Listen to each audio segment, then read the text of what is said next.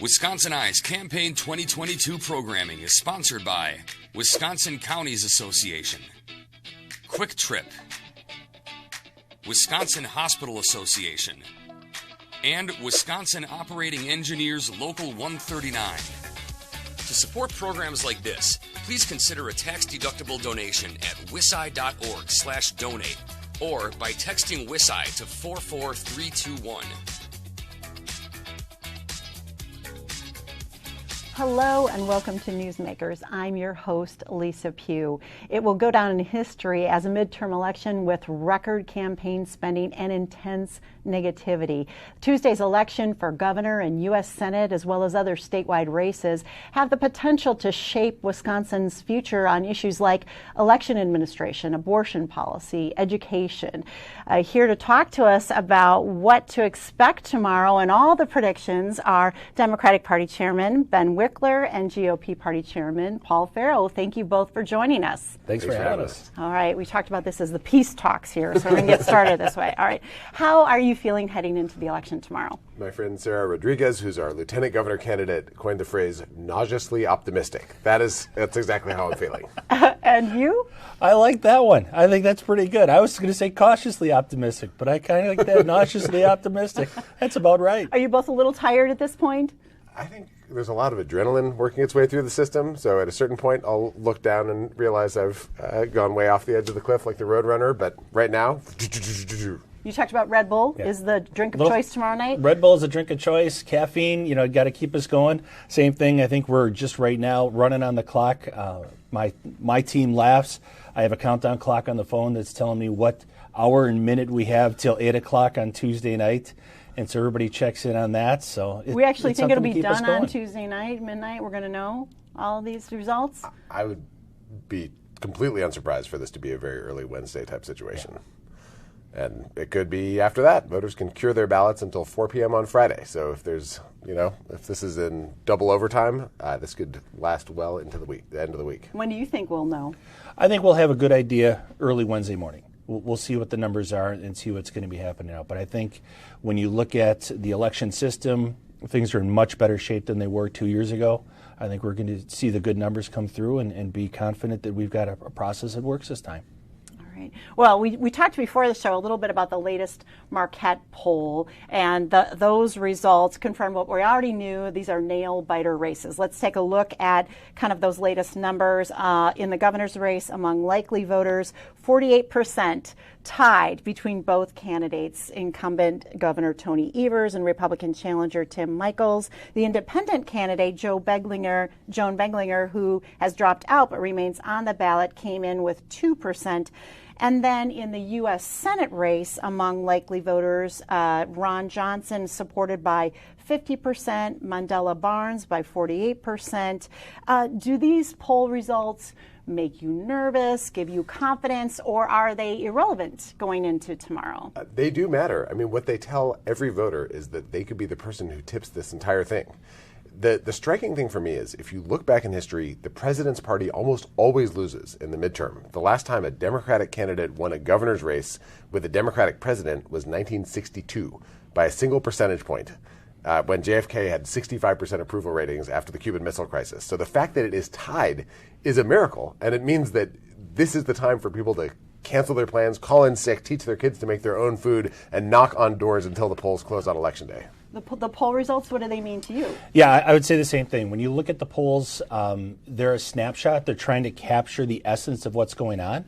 We've seen polls in the past that were far off. In 2016, they said Wisconsin was going to go strongly for the Democrats, and Donald Trump won. I think when you look at the numbers, we know what we are. We're a purple state, and we are a 48-48, and we fight for that last 4% in the middle. I think that's what we're seeing right now. The good news, as I see it, when you look at the energy in the polls, we have seen an upward trajectory for the Republicans almost the whole time, and it's more of almost a stall or a downward projection for the Democrats. So I think, for me, cautiously optimistic again, we're in good shape with those. So throughout the election, both parties have been talking about what voters say is the top issue, inflation, the economy, but the ads kind of tell a different story, where the money is being spent on all of these wonderful materials I brought along and that we're receiving in the mail here. According to reporting by NPR, 70% of Republican digital ads in the U.S. Senate race in Wisconsin have been focused on crime, just 15% focused on the economy and inflation. Why is crime, do you think, the winning issue that's being emphasized for Republican candidates? When you look at the record, not only the Barnes and Evers administration and what they've had, there's a lot of telling tales that we've talked about throughout the entire campaign. From the challenges that we had in the Kenosha with the riots and what the governor came out initially said and then slowly backed up and supported, to the amount of paroles that they've seen, to his first comments on crime back 4 years ago, that he wanted to reduce the population in the jails. People are seeing an increase. City of Milwaukee is the fourth highest crime or homicide rate in the country right now. We're seeing this challenge and we're not seeing the solutions. And I think that's one of the things that has been resonating through rural areas as much as the urban areas, that people want to make sure we've got a good handle on crime. Those that are causing the issues are being put away and taken out of society so that society is safer. Reaction to the fact that Republicans are focused on crime as that issue in a lot of their advertising? Well, it's a very simple tactic that's used over and over. It's about fear. It's about provoking fear in the electorate so that people pull back. And when you look at the governor's record, he and Mandela Barnes, their administration, has invested American Rescue Plan funds that Ron Johnson voted against in every single law enforcement agency in the state of Wisconsin. You look at Milwaukee, where people have the most to lose from crime, people are clamoring for common sense gun safety laws so that folks who pose a danger won't have firearms to cause that danger. And the Republicans have refused, when the governor's called a special session of the state legislature, to have a red flag law that says when a police officer goes to a judge and says this person poses a danger, that they should not have access to firearms. Republicans have refused to act on it. So the record shows Democrats are really foot forward on public safety. All of us want safe communities. And the question is, are Republicans going to just run on this issue but refuse to do something about it? Or will they actually partner with Governor Evers in his second term to make sure we can make our communities safer? So on the Democrat side of the aisle, ad impact data shows that most of the advertising dollars have been on the issue of abortion, even though that doesn't even make the top 5 in terms of issues that Wisconsin voters say are important. Why do you think Democrats are investing on abortion? Well, I think it's the same thing as Ben said. It's a fear factor. They want to say and continue to argue that we're taking away women's rights with the situation with the Roe v. Wade overturned back in July. I think people are realizing that's not the case. They're realizing that the states are the one that are going to be responsible for creating and affecting good law around abortion the way it should have been. And we'll continue to work our way through. If you listen to our candidates, both Senator Johnson and Tim Michels have said they're open to listening to if there's any additions or exclusions that we should look at the law that's on the books, and they'll be open to hear those. I think the challenge really comes in, again, is the deflection. When you think about it, they've created this as their one standpoint, is the abortion. Not looking, if they're really talking about the crime and worrying about the crime, why aren't they talking about more about the issues of what they're doing and the solutions they have? Because the solutions are short term. The ARPA funding is going to be gone in a couple of years. We have no backstop on how we're going to continue to repair that. Why are Democrats focusing on abortion as that top issue, even if Wisconsin voters say it's not in the top 5? So this might not be the number one issue as you're going to work and driving home, but when you stay up late at night and think about what the future looks like for yourself and for your family, the idea that the freedom for people to decide when and whether to start a family, the freedom to know that you can be safe if there's a risk of health to the mother. There's no exception for the health of the mother in the 1849 abortion ban. This is something that's deeply personal for so many people, for Republicans and independents as well as Democrats. What we've seen is that if there's one thing that's causing Republicans to decide to vote for Governor Evers, vote for Mandela Barnes and Josh Kaul, it's this issue. And you have someone like Eric Toney running for the Republican Attorney General's race. He's saying that the district attorneys should be able to cross over county lines to prosecute abortion cases and put doctors in jail, not on any other kind of crime. But he wants people to go to a place where they're not elected to enforce this abortion ban. It's just un-Wisconsin. It is totally unacceptable. And this is something that that there's a whole bunch of voters who feel very strongly about. In the most recent Marquette poll, 80% of registered voters overall said they are certain to vote. We've seen in Wisconsin midterm election voter turnout really increasing over the years. In 2010, turnout was 50%. In 2018, it rose to 59%. Prediction on turnout this year? I think we're going to be in that ballpark, right around the 59-60% range. I think the energy is out there running around the state the last week and a half with the different campaigns. We're seeing more and more people and newer faces that are coming out to say, you know what, we want to make a difference, and it's our responsibility to help make that choice who's going to direct the state forward. So I think we're going to be up again in the 59-60 range. How critical is turnout in this particular election? It's absolutely essential. More so than others? Do you say that every time? Well, it's true every time, but it's more true when it's close. This is an election where I was talking to Andrew Walton, who ran for Sheboygan City Council, and he lost by a single vote. And a few weeks after the election, he was getting his haircut, and his barber said, "Was that you who ran for City Council?" He said, "Yes. Did you vote?" And he said, This is the time to talk to everyone you know and tell them they've got to cast a ballot. You know, there were 4 races that came down to one vote in the spring. We don't know what we're going to see, but it's probably 2 or 3 votes per ward across the state of Wisconsin. And that means that people who think they care about this stuff, but they got a lot going on, for those folks, giving them a personal call and telling them to get off the couch and go to the polls, it could make all the difference in the world. Is there any one particular race where you think voter turnout is really going to tip something? You know, I think there's a number of races, like Ben was saying. We are seeing more competitive races kind of in this cycle in newer areas. We're looking in the city of Beloit. We've got opportunities there that we hadn't seen before from the Republican side in the assembly races. So you think that could be a voter turnout race? I think that one could be a voter turnout race. I think when you look at the Kenosha-Racine against Tip McGuire is another one that's there. And then up in northern Wisconsin, you know, we've got Romaine Quinn running for the state Senate seat up there. I think he's going to win that, but we've got some assembly races there as well that we have an opportunity. And it really comes down to is getting that voice out there. And as we keep telling everybody that shows up to the events, they're the influencers. They've got to reach out to all the people they know and say, it's time to step up, it's time to make your voice heard, and it's time to vote on Tuesday. If you could pick a particular race where you think voter turnout really could tip the scales, do you have one in mind? I think about Luann Byrd. Luann Byrd is running in the 84th Assembly District. That's a district that used to be bright red under the gerrymander. It moved things a lot to the Republican side, but that district became 50-50, and she's running an inspiring campaign, energizing voters in that race. The state legislative races, you know, the maps are so gerrymandered that Republicans are on the cusp of getting supermajorities in both chambers of the state legislature. If they get 2/3 of the votes, 2/3 of the seats, they're definitely not getting 2/3 of the votes. If they get 2/3 of the seats, they can override Governor Evers' vetoes on things like the Republican bill that would allow guns on school grounds, which, you know, Tim Michels would sign if he won.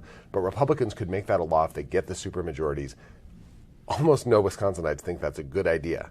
And, you know, when we come to public safety, this is the kind of thing where the Governor Evers' veto on democracy, on reproductive freedom, on public school funding, on gun safety, all this stuff could become law in defiance of the majority if people don't vote down ballot. So I think focusing on these tiny shifts in assembly districts could make all the difference in the world. Well, quick plug for WisconsinEye. We have all those campaign candidate interviews online, so people can watch these candidates. So we are setting, as we said in the opening of the show, we are setting records for campaign spending, and I do have a lot of the materials out here that we are seeing coming into our mailboxes, but we're also seeing that in television ads. Let's look at some of the numbers. The Wisconsin Democracy Campaign reports Wisconsin has shattered the old record for spending for a governor race, topping $114 million. The prior record was $93 million in 2018. According to Ad Impact, Wisconsin's U.S. Senate race makes the top 5 nationally in terms of spending, coming in at $177.5 million so far. Did you say at the beginning of the show it is the #1 most expensive governor's race in the country? Yeah. So this one is the #1, and the Senate race is in the top 5. And I think what you're seeing right now is a major influx to say we've got to make a change. And we've got to get our message out there. That we've got multiple platforms now that we're working through, not only in the print, but in digital media and then on the traditional media as well with radio and TV. And then I think you and I could agree on the fact that it'd be nice to watch the 10 o'clock news and see something other than, election ads in between all the different things. It'd be nice to get quiet again. We've been joking as we're out there telling people that we're X number of days away from the election, which is a good thing because we won't see the ads. It's a bad thing because we're running out of time to get the message out there. Ben, what is the impact of all of this extraordinary spending? So part of it is persuasion. Part of it is persuasion to participate. Do you think it's a good thing? Well, I mean, I think it would be good if we had public financing for elections and there wasn't so much money in politics. But it does reflect the urgency. And when you think about the stakes for the whole country, the Wisconsin governor certifies the presidential election result. And Tony Evers is committed to certifying whoever wins. And Tim Michels, in the debate, he was asked, and he said he will once he fixes the election system. And then he went off and did an event where he said no Republican will ever lose in Wisconsin once he becomes governor. That is not really who you want in charge of certifying that the election was legitimate after a legitimate election. So we're the tipping point state in the Electoral College. The whole country looks to Wisconsin because we put the last two presidents over the top. And when we get to 2024, I think a lot of people will look back on the election in 2022 and say that this was one of the most decisive factors. I think that's where a lot of the national interest in our governor's race especially comes in, and the state legislative races. And of course, if we can elect two Democratic senators and hold the House, then we'll pass national voting rights and anti-election subversion bills, which would, I think, bring a lot of peace of mind to a lot of folks. So these races have enormous national implications as well as statewide implications for the rest of our lives. A significant portion of all this funding is from out-of-state sources. Is that good or bad for your party? When I look at it, I would say for our party, we don't have nearly as much out-of-state funding as the Democratic Party does. But the challenge comes in, again, as kind of Ben was reiterating, the focus is Wisconsin, but the impacts are national. And so people are looking at different ways in how we're impacting it and what we can do and how do we influence individuals to go through. I think when I look at the states, and we can talk about gerrymandering, we see that occurring with the last situations in the congressional that were under Tony Evers and the rest of them were done by the courts. You got to see there's a change happening in Wisconsin. And when you look at the people of Wisconsin, you look at the regions, they're starting to change and realize that the values that they thought were in the Democratic Party aren't the same as they were today. And they're starting to make that shift over to the Democratic side, more of a principled side. I think that's what we're trying to find now, in what the nation is trying to say is, what are people's touch points? What are they really concerned about? And how do we help influence them that the candidates we have are the ones that are going to best help them move forward? Unlike in perhaps other midterm elections, there's increased attention on some of those down ticket races, particularly Wisconsin Secretary of State, Attorney General. Does a good night for, say, Governor Evers translate to a good night for the other Democrats on that ticket, would you say? Absolutely. The top of the ticket sets the floor and sometimes the ceiling. The statewide races are likely to be within a few 100,000 votes of each other. And this year, the Senate and governor's races look closer together than they have in a long time.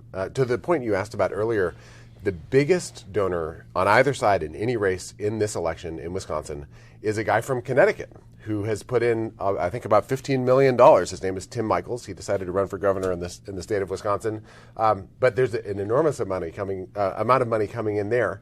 On the Republican side, the biggest Republican donor in the country is Dick and Liz Uihlein. And they've funded the Stop the Steal rally in Washington, D.C. They're behind the biggest single candidate super PAC in the country, helping Ron Johnson. So we can see that the big money on the Republican side is moving from just a handful of folks. And I think, have a big multiple of the number of donors who've contributed on the Democratic side to support Mandela Barnes and Governor Evers. Down ticket races, you think a win for Tim Michels means Republicans do have a good night? Well, I do, and I will correct Ben on that Tim Michels is actually a Wisconsinite, and he's here in Wisconsin. He did work out in Connecticut for a while, but he is a Wisconsinite true and true. And so he is an individual that realized we needed to make a change in direction. What we're doing is willing to put his own money into the race. When you look at the down ballot, I think we're going to be in good shape. I do agree that I think the top of the ticket is going to pull the rest of them along, and we'll keep looking at that. The one difference that we've seen in the past would be the Attorney General's race. which at times has gone different than the Republican governor's or Democratic governor's race. So do you think that's a toss-up? That's one that could be a toss-up on either side. Wisconsin's U.S. Senate race, Senator Ron Johnson and Lieutenant Governor Medela Barnes, one of those top 5 races people are watching across the country, could mean a flip in the U.S. Senate. Are there any early returns, any early states that you'll be watching to kind of see what kind of night it would be for Republicans? I think we're going to be looking at a number of states just to see what's happening overall. When you look at Pennsylvania, I think that's going to be a huge one to keep an eye on as we see a shift in the strength of the Republican ticket across the entire country. But we're going to be focused right here. I think a lot of people are going to be actually focused on Wisconsin to see where that shift occurs compared to the rest of the country. Are there any returns on the East Coast that you'll be looking for to see what kind of night you might have? This is a very Wisconsin-specific race. I'd say. So it's not going to matter? I don't think it matters. When you look nationally, there's all these trends and ups and downs in different places. In Wisconsin, it's just like this. We're the only state that's been trending to a coin flip, and with both of the biggest races in our state and the Attorney General's race. It's going to come down to this tiny, tiny margin for reasons that are very specific to Wisconsin, to the kind of state that we are, the kind of electorate that we have. I think the energy around our state is electric.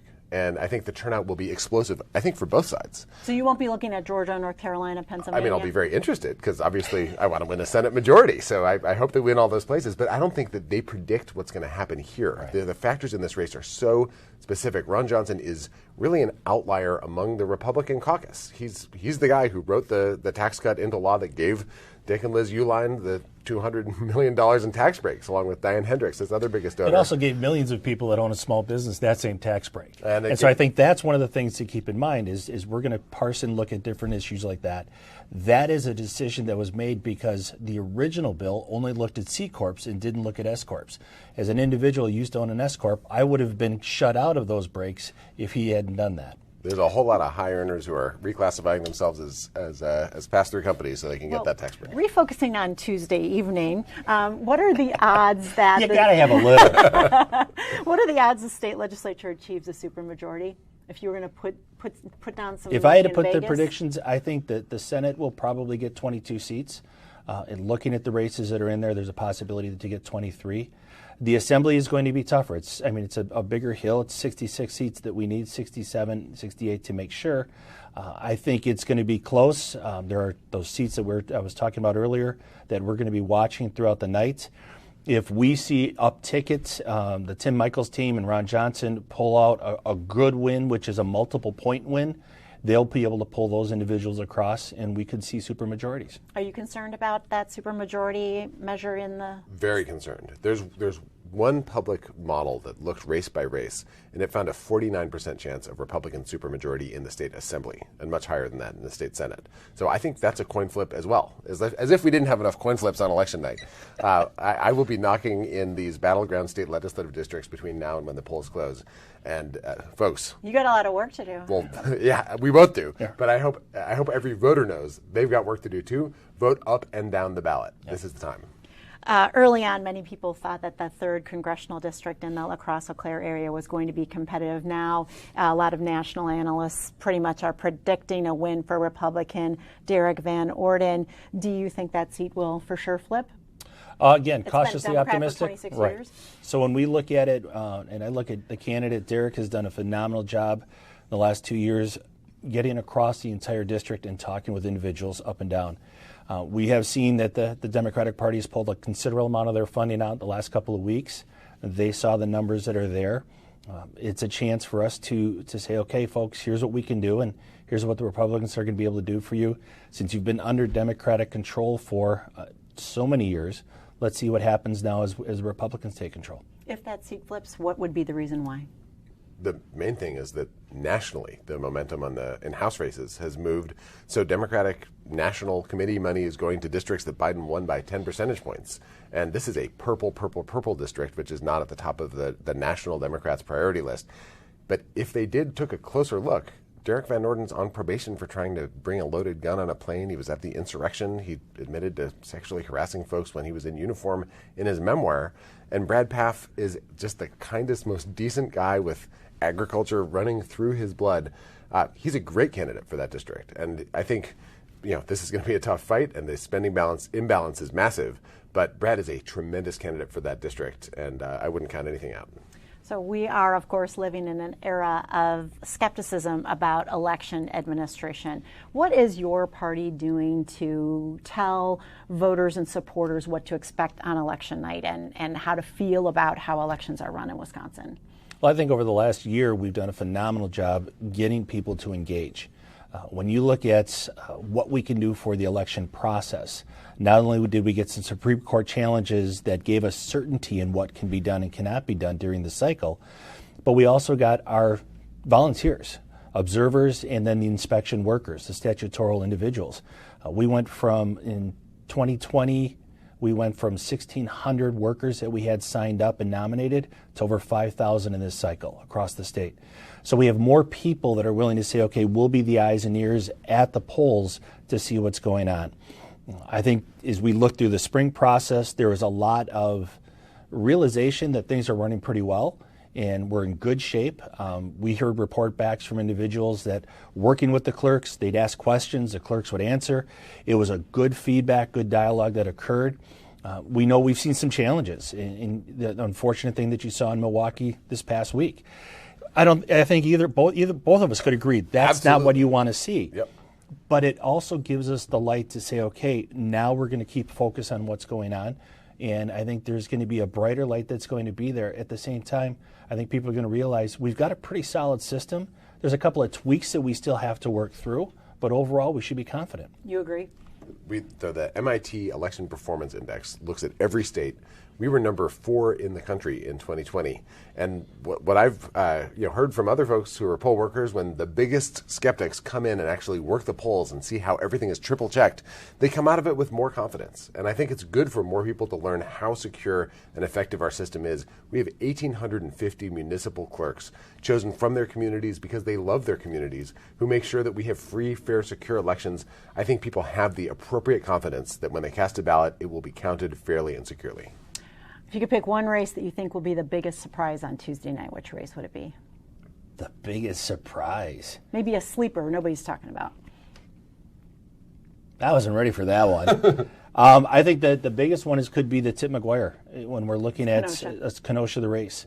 We're seeing a lot of movement that's going that way, and there's been a lot of our energy directed through the Republican Assembly Committee going there. And people are starting to be a lot, I would say, more open to what they're hearing from us. So I think that's going to be one to keep an eye on. Biggest surprise on Tuesday night, do you think? Well, Donald Trump just personally recorded a 90-second robocall to support Adam Steen in his writing campaign against Robin Vos. So, that is not on anyone's map. I don't think Robin Vos is going to lose to Adam Steen, but that guy is getting the full Trump treatment. Tim Michels is not, incidentally. I don't know why Michels has abandoned Trump or Trump abandoned Michels in the home stretch, but in that race, let's keep an eye on that district. If you could change anything about decisions that were made, any strategy in this particular election, what would it be? I think we've done a great job. When we look at how we've handled this election cycle, for the state party perspective, working with our campaigns, I think there's been a lot more cohesiveness within the system that we've created, and I think we've got a model that we're going to be able to replicate now as we move forward, especially working with the grassroots. We've re-engaged them across the state, and I know the power that we have with our grassroots team can take on anybody else and come out victorious. Would you change anything, any decision or strategy or? If I could go back in time, I would have sounded the alarm bells more at the end of August, beginning of September, because there was this flood of money from the Uihleins and from Diane Hendricks attacking Mandela Barnes with totally dishonest smears. And the counterpunch, which really, the state party is not allowed to fund in the same way the support for candidates in federal races that we are in state races. But I wish that we'd gotten the national cavalry to be in that fight the same way that Mandela has been here on the ground and our volunteers and supporters have been. That was a tough month, and you could see the polls slide. And then they came back. though that race is back in toss-up territory now. But if I could change one thing, it'd be sound the alarm before that flood of dishonest smear ads came out in September. Final question, where will you be on election night? Everywhere. We'll be up in Neenah with the Ron Johnson team for a little bit, and then we'll be down in Milwaukee with the Tim Michaels team. And you, election night? I'm going to start in Madison, and then With Governor Evers? With Governor Evers and Attorney General calls across the street, then we'll win those races, and then I'll go off to Milwaukee and celebrate the Mandela Barnes victory, and then I'll call all my friends in the state assembly who just beat the odds and pulled it out. Well, thank you both for joining us today, and good luck tomorrow. Thanks for having us. All right. And thank you to the viewers of Newsmakers. Be sure to tune in again as we highlight the issues and sit down with the decision makers who make a difference for all of us. This program is a production of WisconsinEye, an independent, nonpartisan, nonprofit media network with a mission to inform, educate, and engage the citizens of Wisconsin. WisconsinEye is the nation's first and only independently funded state civics broadcast network, providing gavel-to-gavel access to government proceedings and events at the state capitol.